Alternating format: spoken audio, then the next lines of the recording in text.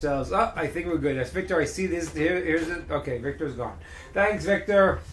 Victor was here and gone with the wind.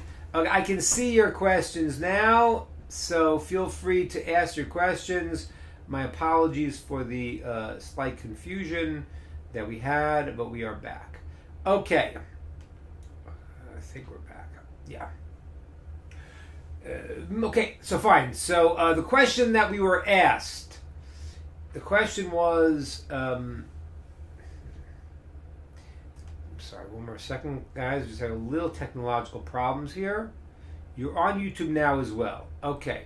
Victor, if you're still here, I made a little mistake here. May you come back in and fix one more thing for us. All right, if Victor is still here, he will be back and fixing one more thing. So, okay, so the question we had was why we would say that Christianity and Islam actually spread so quickly. An interesting question. So we started talking about it, but I want to add another dimension to this. First of all, Islam spread largely because of war, by the sword, which actually in Islam is one of the two proofs that the followers of Islam want to give for the veracity of their religion, is that it spread. And one of the reasons why they say it spread was because they fought a lot of wars and they won. And that's how it spread, but it also is used by Muslims very often to talk about that means it's true. Which I don't know why that would mean it's necessarily true, because there's many reasons why God would do different things in the world, but the reason why it spread was because of the sword, because of war. Which I'm just like not centered here. If you do something like that, so that's one reason why Islam spread really was because of the fighting, and that's clear historically. Christianity, it's fascinating in terms of that also how it spread. People don't realize that during the time of the Roman persecution of the Jews, so what happened was that it was also the period of the most conversions from the Roman society to becoming Jewish. And why was that? Because there was a stark contrast between the Roman immoral activities and the Jewish belief. So there was a tremendous amount, even though there was persecution of the Romans, there was a tremendous amount of conversion still, because people who were disenchanted with the Roman society became Jewish. What Christianity did, besides the fact of Byzantine and that whole period when they made it the religion of the state, but besides that, it also offered people who were in Rome concepts of morality without necessarily all of the obligations of Judaism.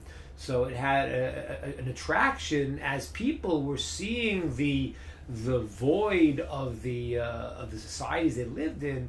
It created for them an attraction, which I said earlier led to a lot of conversions to Judaism, but eventually also became sort of as a religion that talked about morality but didn't have the requirements of the Jewish commandments. That was also an attraction for the devoid moral bankruptcy of Rome.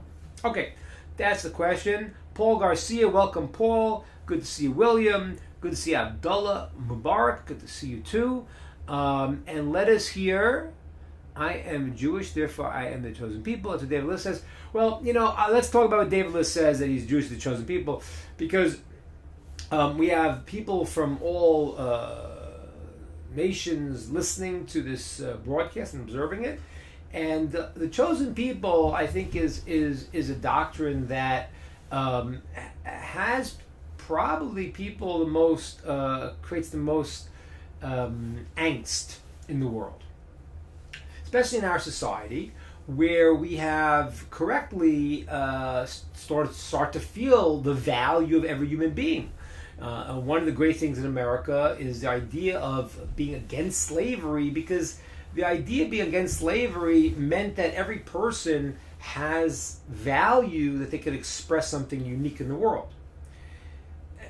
Which is a whole discussion, because if we don't express things of value in the world, just because, you can have your chicken fried and cold beer on a Friday night, I'm not sure that that's really what the founding fathers of America meant by freedom. But be that as it may, the idea of the chosen people in that sense has to be understood. And I always share this with you. We've talked about it before. We'll say it again. The idea really here is that when God created the world, the first 2,000 years, there were no Jewish people. It was not. It was Adam and Eve, and it was a universal system. Noah and the sons of Noah.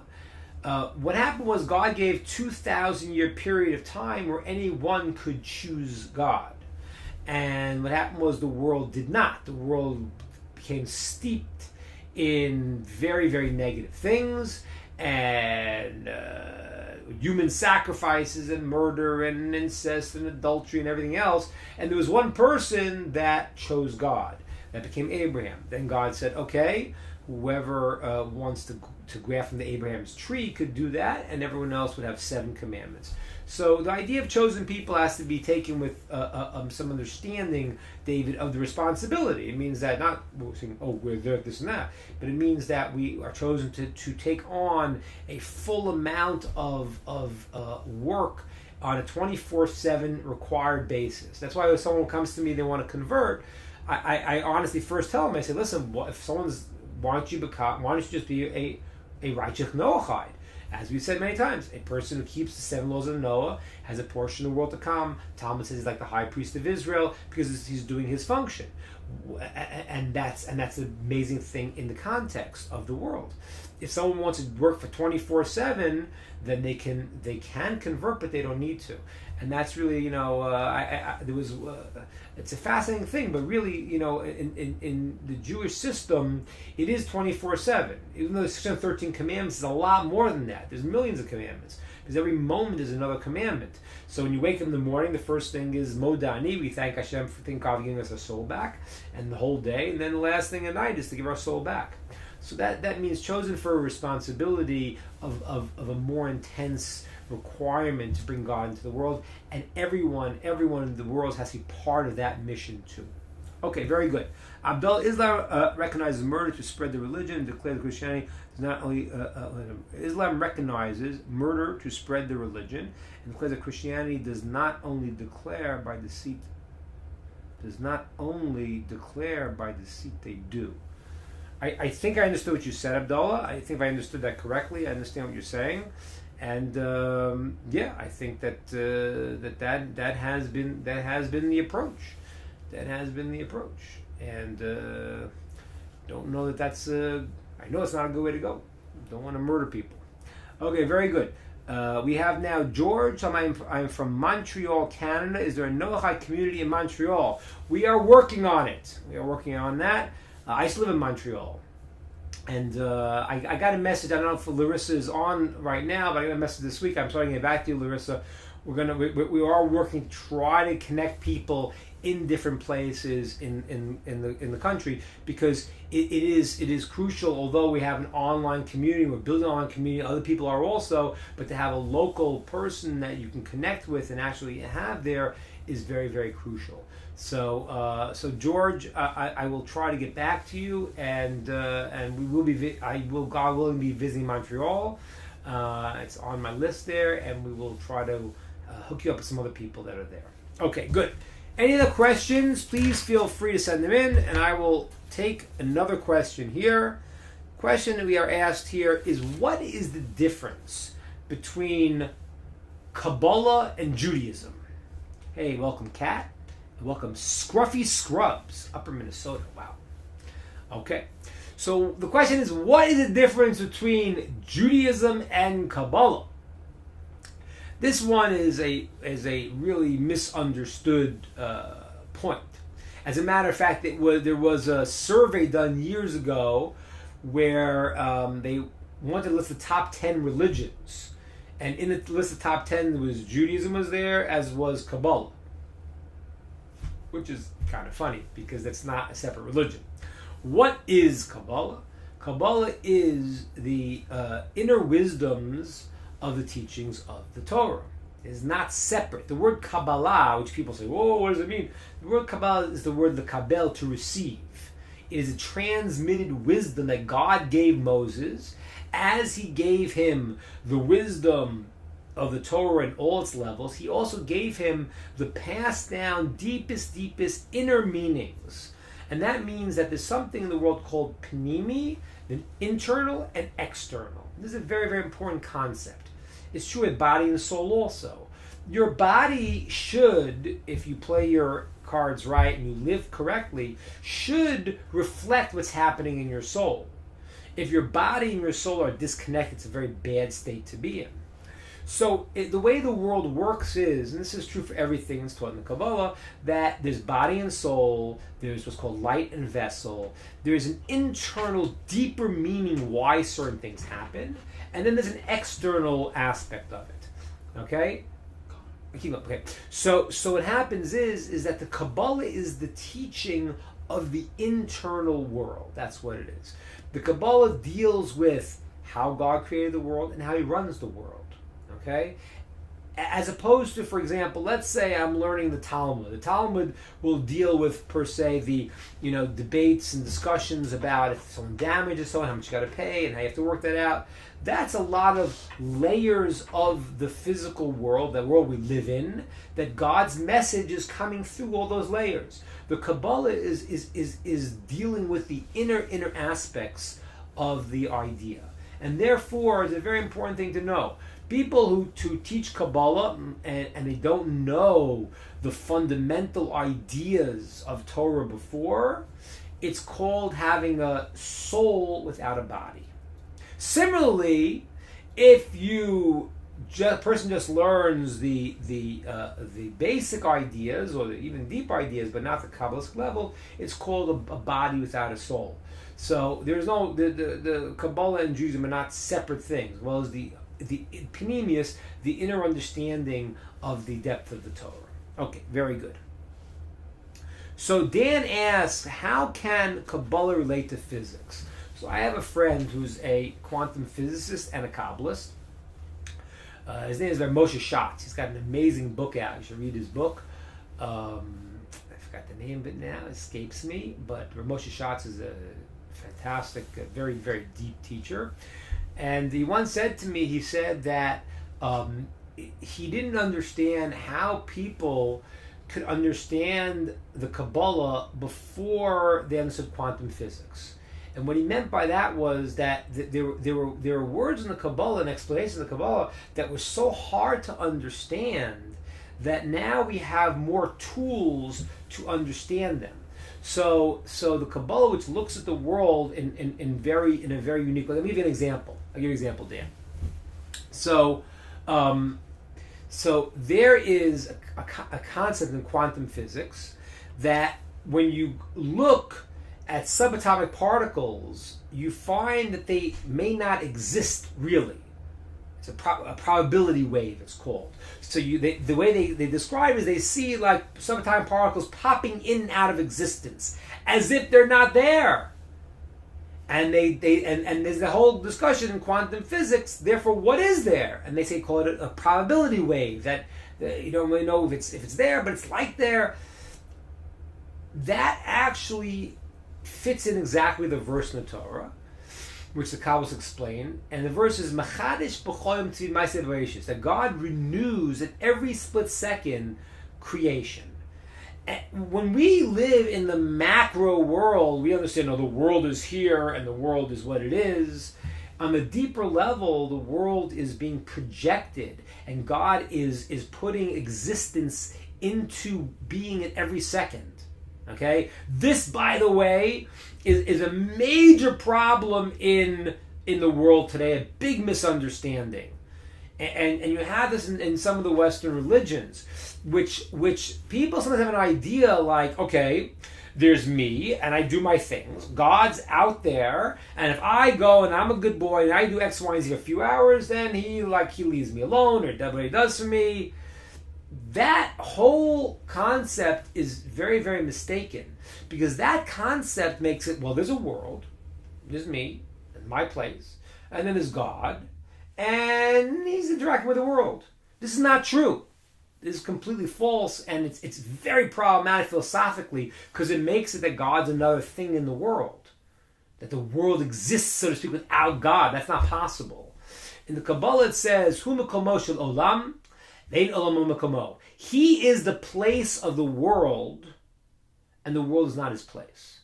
That means that we, so to speak, exist in God. What does that mean?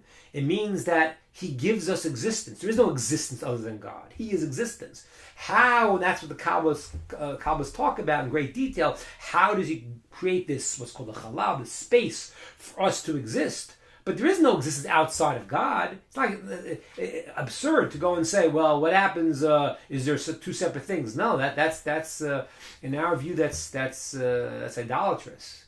Okay, so there's some ideas that have now are easy to understand in Kabbalah, because certain things in physics, especially in quantum physics, have given the modern man paradigms that were very hard to understand before. And I want to explain one more thing about this, Dan, which is really fantastic. So we have a class that's up. We just put it up there on Lag BaOmer, which happened last week, which was the day of birth and the day of death of Rabbi Shimon ben Yochai, the author of the Zohar and the one who revealed the secrets of the Kabbalah as his soul left him on the day of Lag BaOmer, and it's a fest. It's called his holiday. It's a festive day where he revealed the secrets of the Kabbalah before he died. So one of the things there in terms of understanding. I'm sorry. Excuse me a second. We had a question that threw me off here. I was about to get back to you.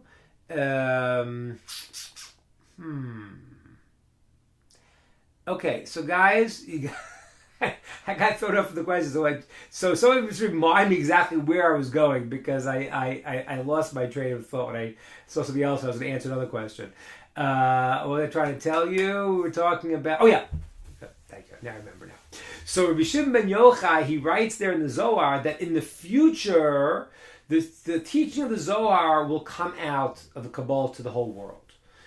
And I don't know if we realize how amazing that is, because what happened was that the secrets of the Kabbalah were in a very small circle of people. Even the book of the Zohar was not printed till much later, because it was really kept within the circle. The concepts that we talk about today, especially through Hasidus and other and with the world of Machshava, have taken Kabbalistic ideas and brought it out in the world. That itself is guaranteed in the book of the Kabbalah. In the Zohar, it says in the future these ideas will start to spread out in the world. People will want them. Okay, and I'll tell you something mind-boggling, guys. Listen to this. It's actually. It's based on a verse in the Torah portion of Noah. The Torah portion of Noah, it says B'shna shesh me'ot shana l'chayim Noach. It talks about in the year of Noach, and it lines up the year of his life. And there it says in the Kabbalah, it says in that year of his life, the windows of the heavens opened up and the rain came, and the earth and the depths came up also. The waters came from the depths. It says in the Zohar, it says the year there that would line up in the future where the secrets of Kabbalah would start to come out was the year 1840. Okay, it calculates there based on the Jewish calendar, but it comes in our cycle calendar 1840. Now, that's a fascinating thing, because besides the Hasidic movement, which really came out then and revealed a lot of these ideas and made them accessible, but one of the Hasidic masters says that in 1840 was the Industrial Revolution, and he says that the wisdoms were supposed to come into the world, the inner wisdoms, the panemius, the inner wisdom, and when we didn't merit it, it came out as the external wisdom. Because we don't believe science and religion are separate. They're not separate. It's two sides of the same coin. It's God revealing the inner wisdom and how he creates the world, the outer wisdom. And if you want to learn, that's why a person wants to understand something, they need to look at the world also, see how we're built, how the world functions. You see the inner wisdom that is reflected in the outer wisdom. So one of the Hasidic masters says that when they didn't attain the level they should have, the inner wisdom also became reflected in teaching the outer wisdom. Okay, so that's the idea of Kabbalah. I had a bunch of questions. Let me go back a second here. I had a bunch of questions. Okay.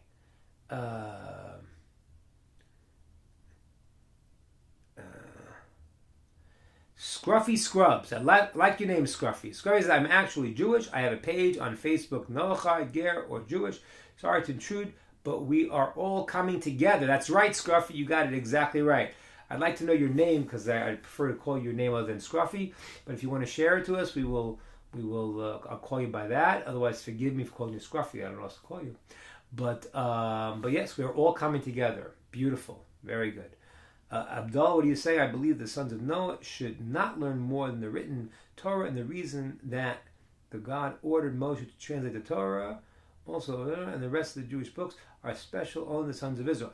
Abdullah, you're saying very, very good points. Very, very good points, Abdullah. This is really a great source of discussion amongst people. What a Noachide should learn, what he shouldn't learn.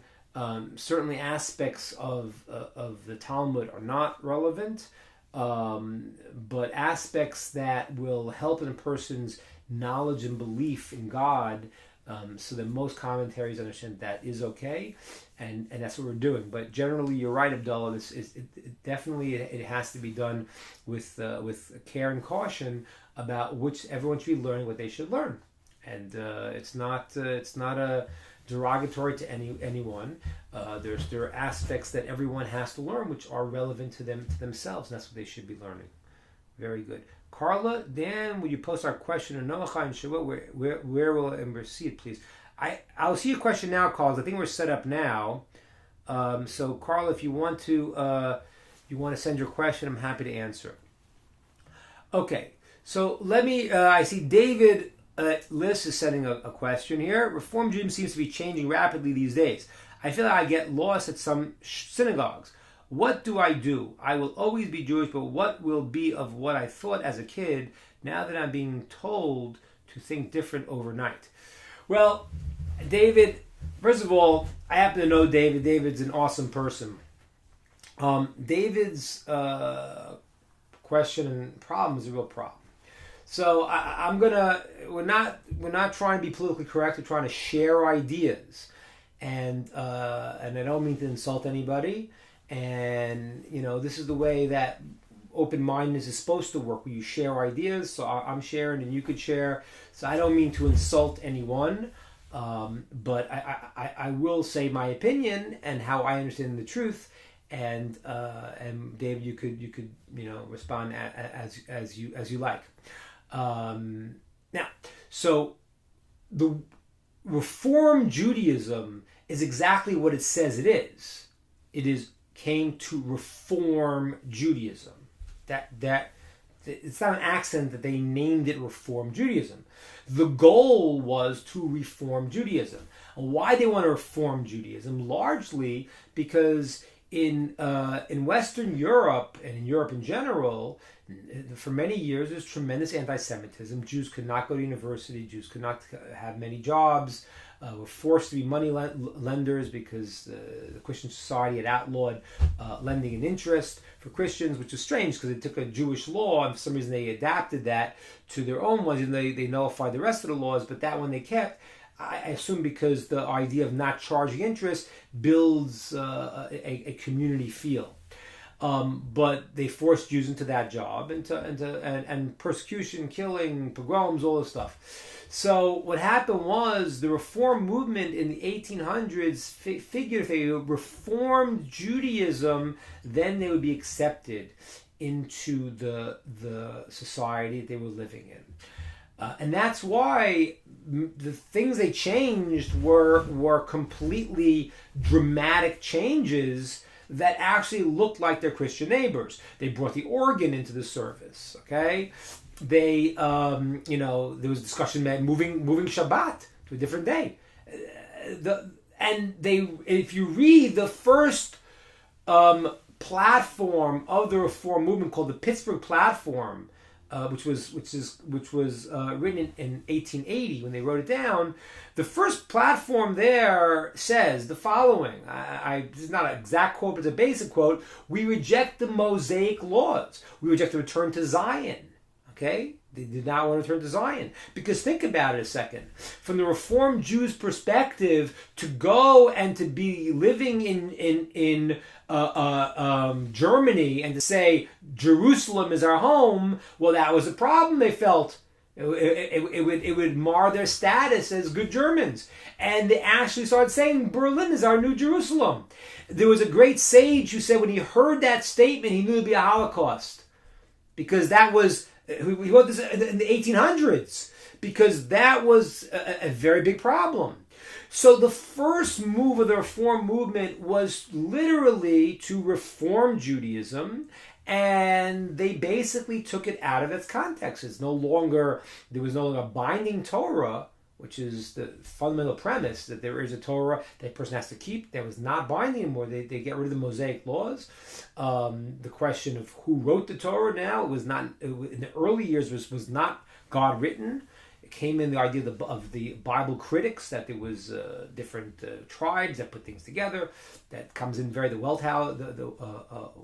Welthausen and his group. They started putting those ideas in also, and rejected return to Zion, the Mosaic laws. All those things are rejected. That's in the 1880s, and that was the function of Reform Judaism. Now, what David is referring to now about the change in Reform Judaism is correct. That has happened dramatically. I know a Reform rabbi, an older gentleman, who told me years ago when he took his job as a Reform rabbi that he put on a yarmulke when he went into synagogue, his first time there, as the rabbi, and they wanted to fire him. And now he told me, 30 years later, half the congregation will put on a yarmulke during the service. Now, what changed? Why did it change? So the reason why it changed is you have to understand it's a sociological reason. The reason why it changed like this was because since Reform Judaism went to Reform Judaism, what happened was at a certain point, since the goal was if we could fit in more, then we won't be persecuted. In the 60s already, there was no reason for a person to become a Reformed Jew to be accepted in society. Jews could go to college. Many of the professors were Jewish. The professions were, in America, certainly by the 60s already, the Jews enjoyed freedoms and were able to be part of the society.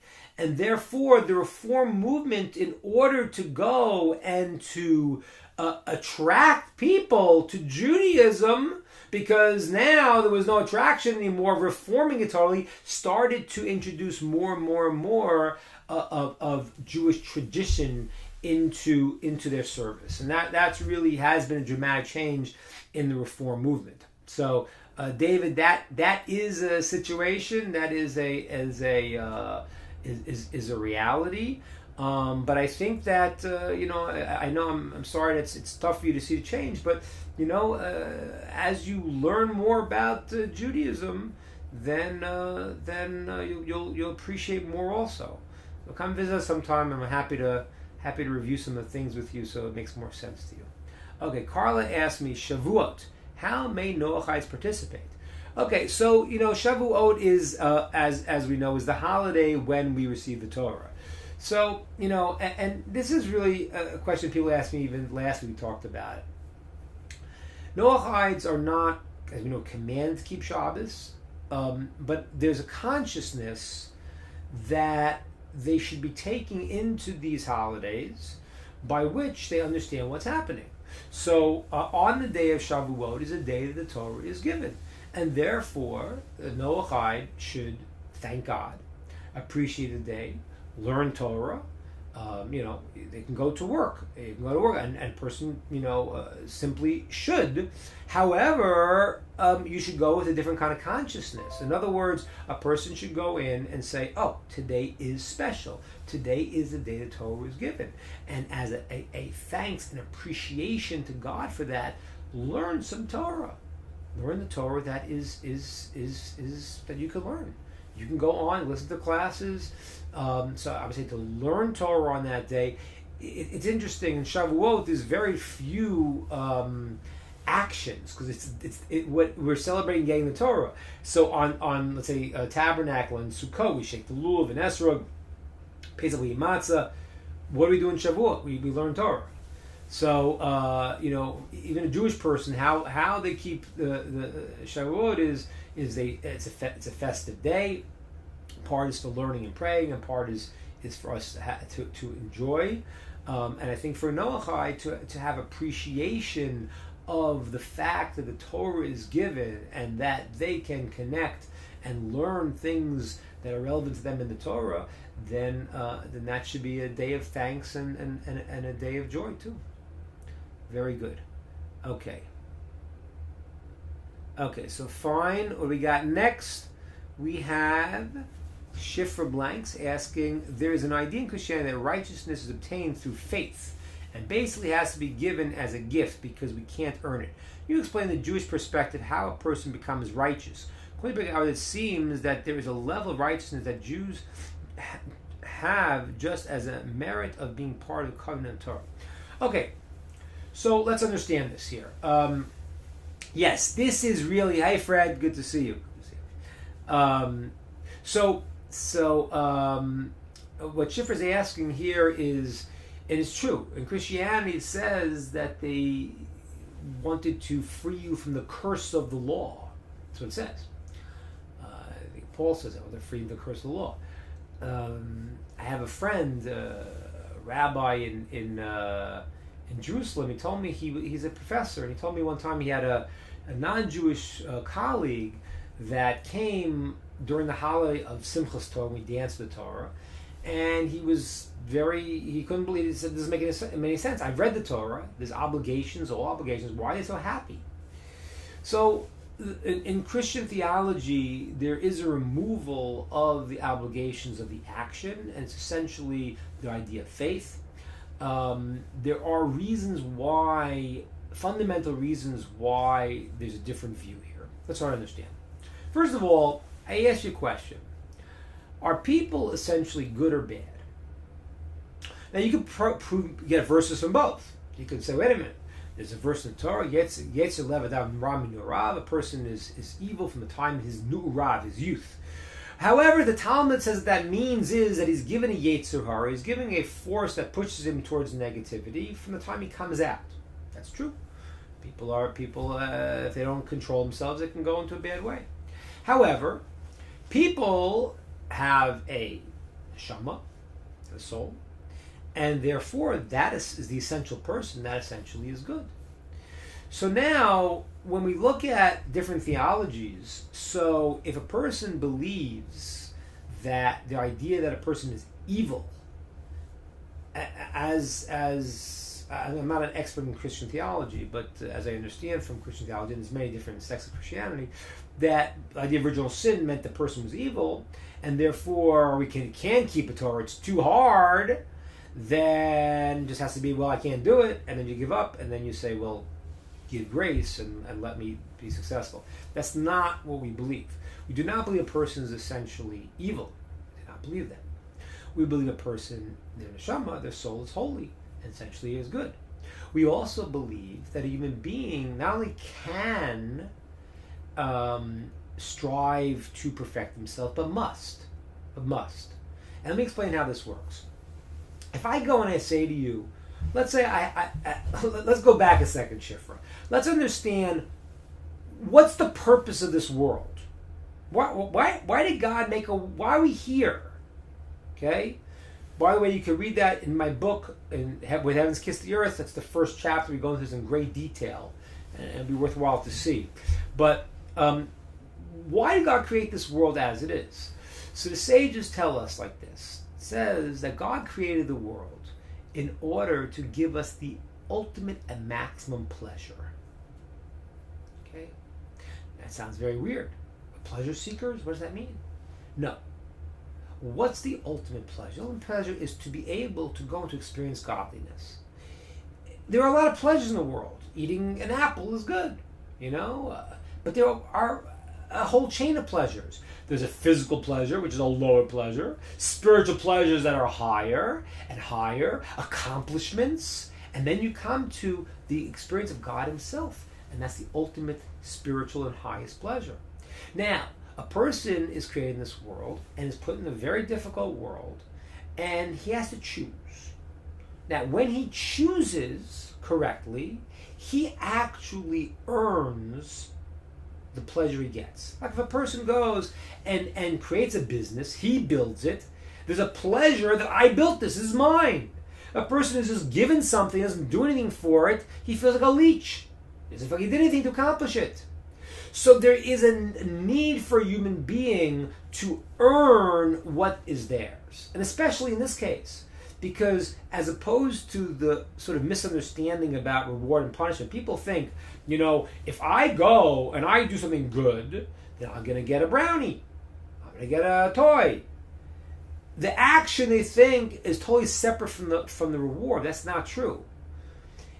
The action that you choose and the thing you get is the same.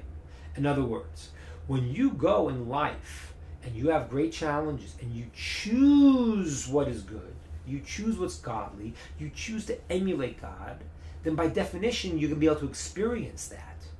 Because you chose that. You made that. But what did you make? You made yourself want and connect to what is good. And you eventually will be able to experience that fully with the greatest pleasure. Now, so the point of the world was that we should earn our pleasure by completing ourselves, completing the world, completing others, bringing the world to its fruition, and bringing God to the world we can experience him. So if that's true, then what's the point of the world if you don't earn it? If I say to you, you can't do anything, I'm just going to give it to you, then don't create the world. That makes no sense. If you can't earn it, then you should have created us right away in the world to come. Because in heaven. Because what's the point of this world then? The point of this world is there's a time where you could work and you could strive, and what you make is yours. And that's what the amazing teaching in Ethics Our Father says. It says, what's greater, the world to come or this world? Listen to this amazing statement in the world to come. It says this. It says, if you take all the pleasure of this world, from everybody, from the beginning of time to the end of time, every person, you put it all together, it will not equal one moment of pleasure in the world to come. It can't. It's two different pleasures. It's like you don't go to say to a person, let's say I have a person that loves hamburgers. And I say, Mr. Schwartz, you love hamburgers? I love hamburgers.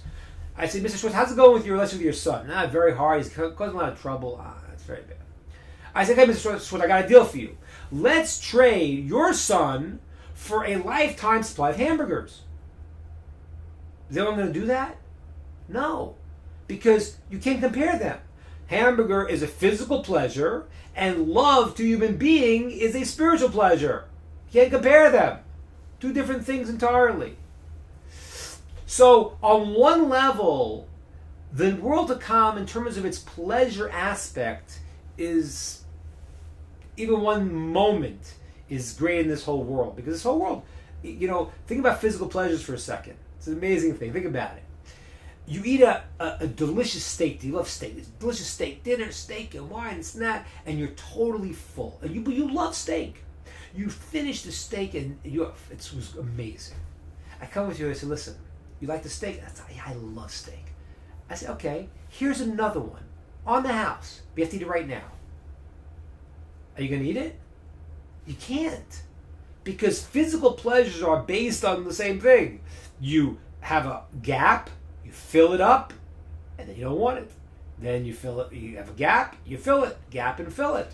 It's limited. Spiritual pleasures, on the other hand, that's why they're greater, because they go on forever, because there's no limit to them. Okay? So all of the pleasure in this world is equal 1 second of pleasure in the world to come. Yet, says the Mishnah Pegalos, all of the world to come doesn't equal 1 second of this world where you could do it yourself.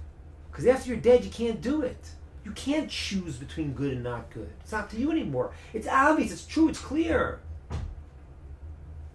There's different aspects. So Shifra, think about it. If the world, if I say to you, you know, you're not good, and you really can't be successful, that's going to be, I'm giving it to you. Because you can't do anything anyway.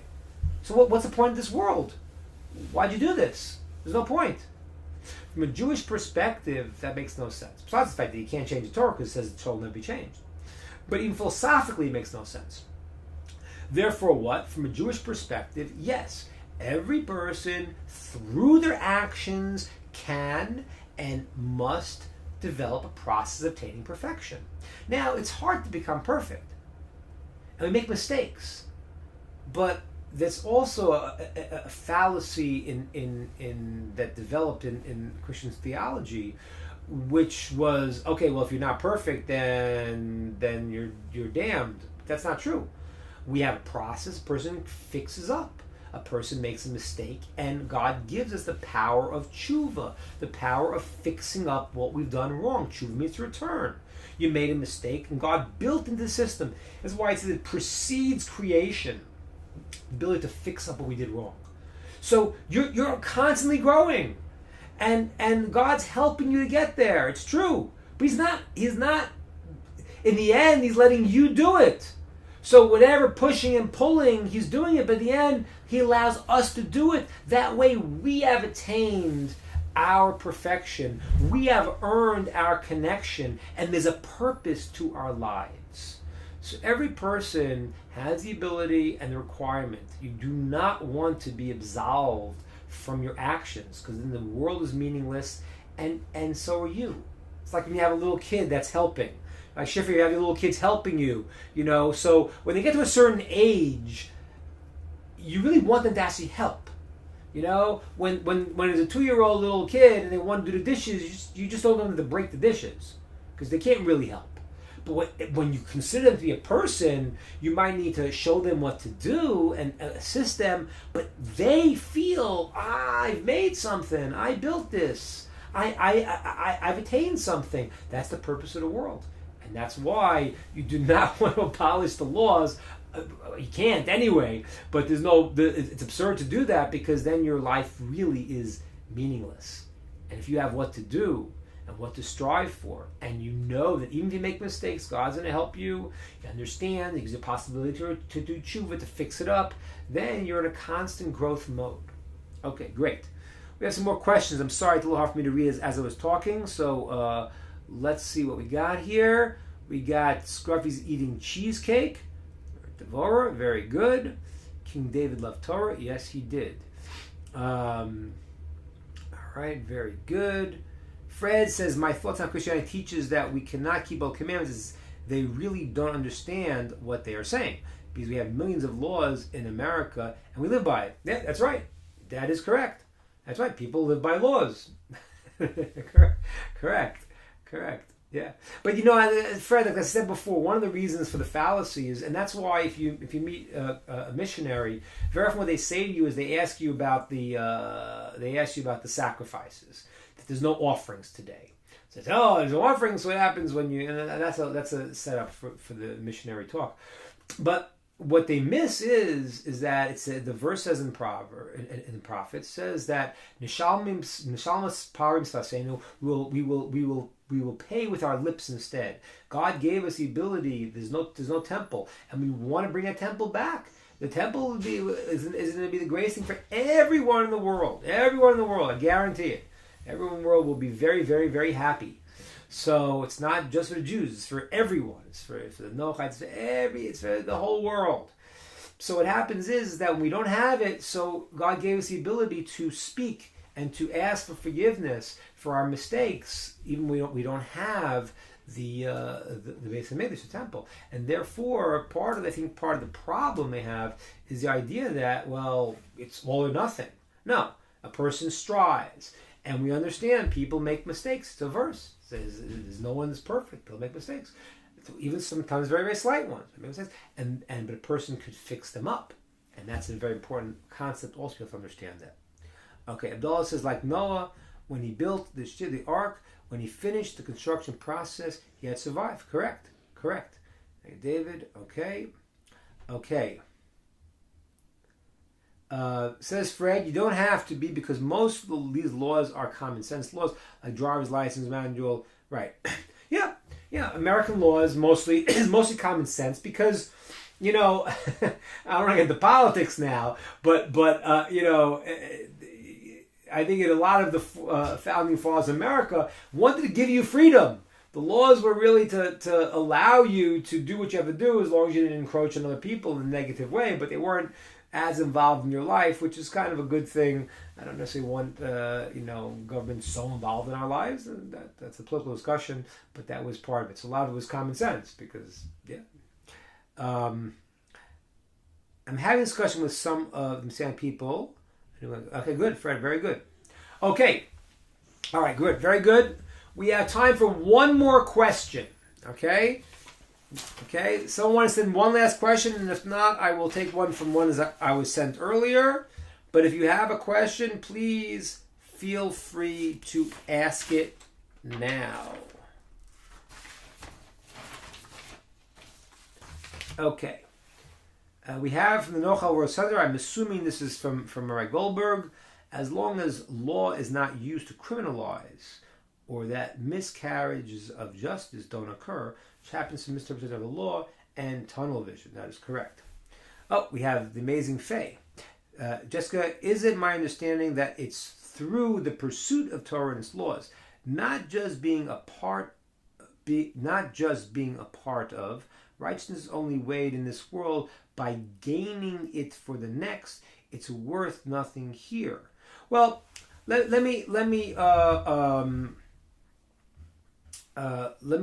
relate to what Faye is saying here. Emma, I didn't see Ahuvia's question, so maybe can you rewrite Ahuvia's questions, because it's scrolling, I missed it. Emma, if you could just send me Ahuvia's question, I'll answer it. And let me, do I like the Braves? Yes, I do like the Braves. But, I tell you why I like the Braves. I think the matter of principle. When I move to a city, you got to root for the local team. The Falcons, when they lost the Super Bowl a couple of years ago, that kind of shook my confidence in rooting for the local team. But, part of the community, you got to do it. Okay, so good. So, Emma, please send me back Huvi's questions. I didn't see it. Let me answer one thing that Faye said before. And this is, I want to correct one thing. Faye is saying very good. One thing I want to correct here, which is the question is it worth anything in this world, your efforts? And the answer is yes. I want to explain this a second here. This is a very important piece, because it actually fits into this week's Torah portion, which talks about the responses you get in this world for positive action. I want to explain this. This is very important. I'm going to go back to what I said to you before. A person goes in life and builds themselves up, and they become a spiritual person. They choose right. Okay? Now, there is a degree to which they can experience God and godliness in this world. We know even by Moses, it says, he said to Hashem, show me your glory, show me your face, so to speak, show me how you function in the world. And God said to him, a man cannot see me and live. If you want to get a certain level of understanding, a certain level is beyond the physical, because all of our thoughts are connected with physical concepts. So there's a certain level you could understand. Moshe wanted to go to what's called the 50th level, and God said that level is only after you leave this world. When you're separated from the physical, then you can experience that higher level. However, a person that acts righteously, and I want to be clear here, this is what I'm going to tell you now, needs to be understood properly. Person that acts righteously in this world has this world and the next. Has this one. Why is that? The next world I can understand, because they've acted righteously, And so, for everything they've done, they will experience that as they're able to in the fullest degree after 120 years, and they leave this world, they'll experience it fully. But even in this world, now, it doesn't necessarily mean, I don't say mean, that we guarantee that they'll have health, wealth, and wisdom. That's a whole discussion. I'm not trying to plug my book, but I do talk about that in With Heavens Kiss the Earth in great detail, because there are other factors of why certain things happen in life. So people might get certain tests, they might have certain challenges. There's other reasons why it might not go as easily as we'd like. In this week's Torah portion, it talks about when the whole nation is keeping the Torah on a certain level, that they all get the good in this world also. But that's very difficult to come by, because it's got to be the entire nation doing that. But even if a righteous person lives their life in that way, even if they have challenges, and even if for whatever reason they have difficulties and sufferings, they have this world too, because they understand what they're going through. They understand what it is. There is a sense, and there has to be a sense of contentment and trust and confidence, even when it's hard. So therefore, a person who lives life righteously, not just the next world, they get this world. Even if for other reasons they may have challenges and difficulties. But and you know that. If a person thinks about it a second, they say, okay, I'm going through challenges in life. But the more that you connect to Hashem, to God in your challenges, then the more you have a basis, and you have a foundation, and you have a connection, and the challenges and the difficulties are mitigated. Okay, so it's a process. It's true, and the full experience is afterwards. However, we don't just say, we're not just afterworld religion in the sense that, okay, do things and now you're miserable and then it's going to be good afterwards. No, you do the things. Today is for doing. It's true. But when you're doing them also, that should give you a aura, an understanding of godliness in the world that will help you, even if for whatever reasons there are challenges that the person might need to go through for a greater reason. Okay. Okay, Fred, this is our last one. Okay, we have two more here, but we'll try to finish up a little bit late now. Emma asks, she wants to know the minimum requirement for Shavuos observance. The minimum requirement for Shavuos observance, well, for a Jewish person, the minimum requirement is that you have to have the meals, and you have to have the festivities. There's an opinion in the Talmud, talks about the different holidays. Usually we say Chetzi Lashem, Chetzi Lachem. We usually say it's half for God and half for you, meaning that half of the holiday, you could eat and drink, sing, and be with your family and enjoy in a proper, obviously holy way, and half you could be learning and praying. Some there are opinions that say that Shavuot and Passover, if you want to make it all for Hashem, you want to learn and pray the whole day, you can. But everyone holds that on Shavuot you have to have some of it for yourselves also. So there's the meals, there's the festivities, the joy of the meals. That you have to have two good meals at night and in the day, and with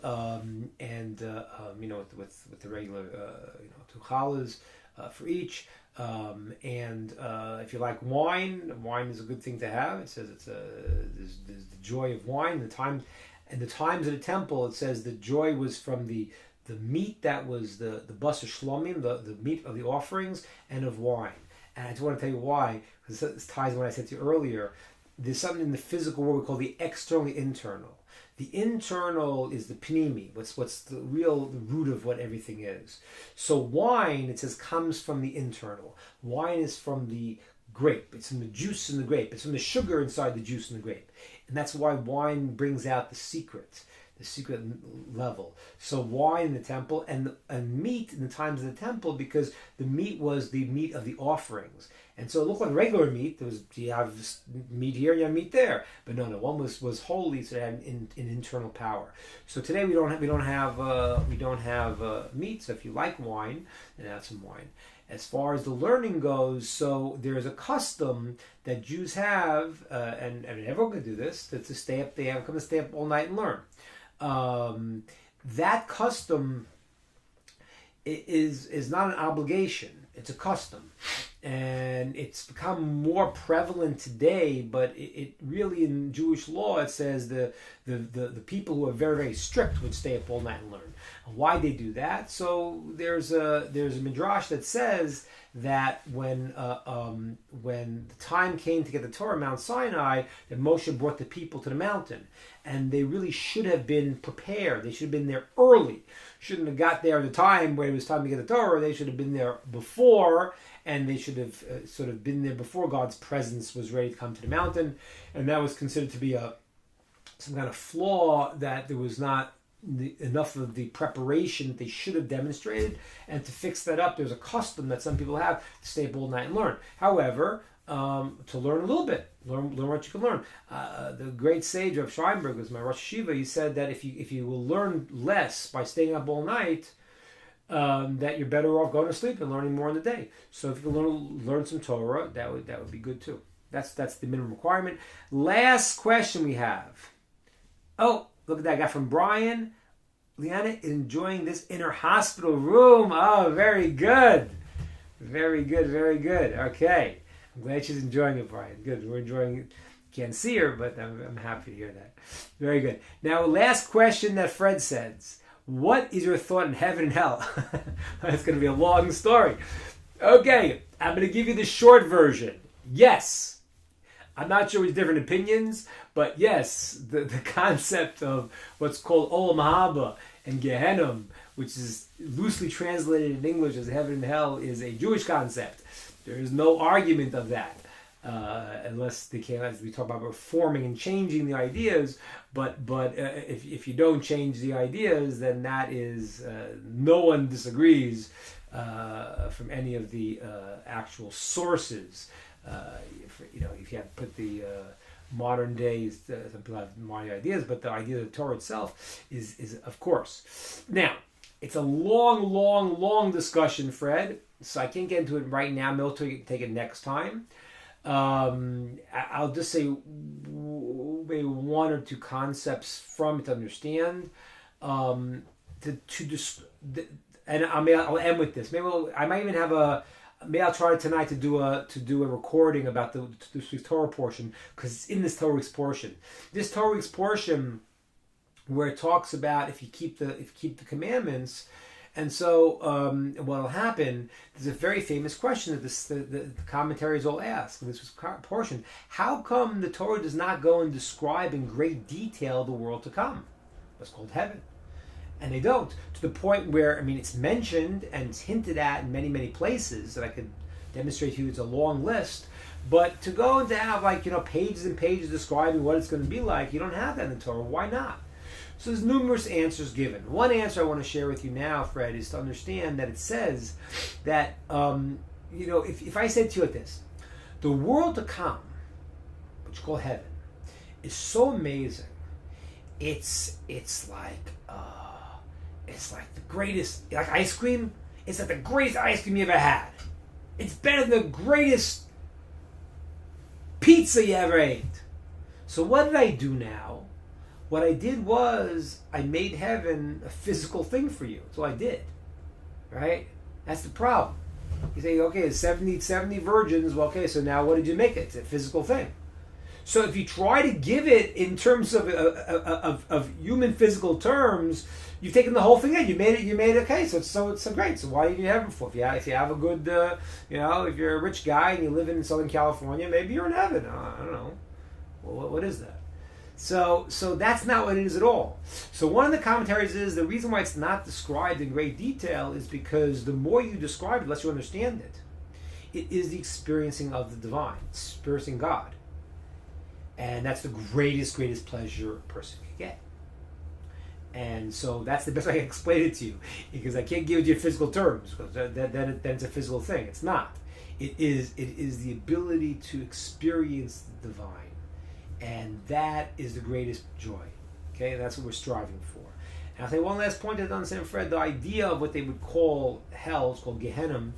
in the Torah, which has many different facets. There's kafakela, there's different many different components to it, but the idea really is to enable a person who creates negativity in their world to go through the negative experiences to get to the good. The goal is not to destroy the people, God forbid.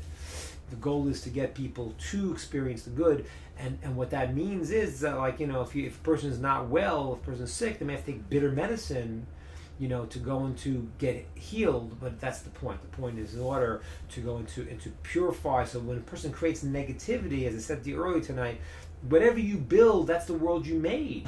So when a person, God forbid, has to experience a negative spiritual ramifications after they die, that's in order to cleanse them, to get them to re-understand and to get fixed up, to be able to experience God to whatever degree that they are able to experience it. So yes, there is very clearly in Jewish writings throughout, there is a reward and punishment after this world. Very, very real, very great detail. Maybe we'll talk about it more next week. If you tune back, Fred, and send me your question, I'll go through it a little bit more for you. Okay, guys, everyone, great seeing you all. I believe that we have some. We're starting to put up some videos during the week. And there'll be more and more coming. There's one on Shavuos. May get one tonight on, if I have time, on the Parsha. But check out on the World Nochide Center, the Nativ website, Nativa YouTube page, Inner Spark YouTube page, and other places. We'll be posting ideas to keep us learning, keep us growing. All right, have a good one, everybody. I will post on the Facebook page a video if that's okay. Love it, great. Thank you very much. Scruffy Scrubs. Good night, everybody.